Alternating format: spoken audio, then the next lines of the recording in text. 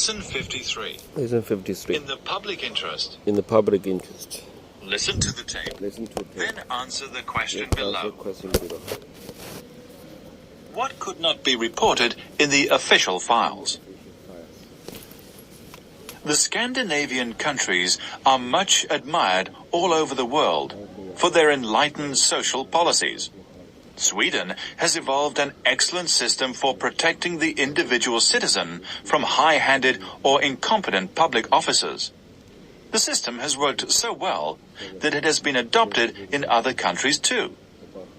The Swedes were the first to recognize that public officials like civil servants, police officers, health inspectors, or tax collectors can make mistakes or act overzealously in the belief that they are serving the public. As long ago as 1809, the Swedish Parliament introduced a scheme to safeguard the interest of the individual. A parliamentary committee representing all political parties appoints a person who is suitably qualified to investigate private grievances against the state. The official title of the person is Justitieombudsman, but the Swedes commonly refer to him as the J.O. or Ombudsman. The Ombudsman is not subject to political pressure. He investigates complaints, large and small, that come to him from all levels of society. As complaints must be made in writing, the Ombudsman receives an average of 1,200 letters a year. He has 8 lawyer assistants to help him, and he examines every single letter in detail.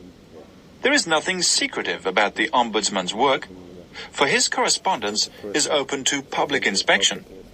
If a citizen's complaint is justified, the Ombudsman will act on his behalf. The action he takes varies according to the nature of the complaint. He may gently reprimand an official or even suggest to Parliament that a law be altered. The following case is a typical example of the Ombudsman's work.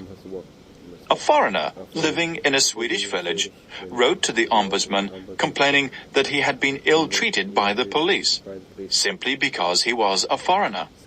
The Ombudsman immediately wrote to the chief of police in the district asking him to send a record of the case. There was nothing in the record to show that the foreigner's complaint was justified, and the chief of police strongly denied the accusation. It was impossible for the Ombudsman to take action, but when he received a similar complaint from another foreigner in the same village, he immediately sent one of his lawyers to investigate the matter. The lawyer ascertained that a policeman had indeed dealt roughly with foreigners on several occasions. The fact that the policeman was prejudiced against foreigners could not be recorded in the official files. It was only possible for the Ombudsman to find this out by sending one of his representatives to check the facts. The policeman in question was severely reprimanded and was informed that if any further complaints were lodged against him, he would be prosecuted. The Ombudsman's prompt action at once put an end to an unpleasant practice which might have gone unnoticed.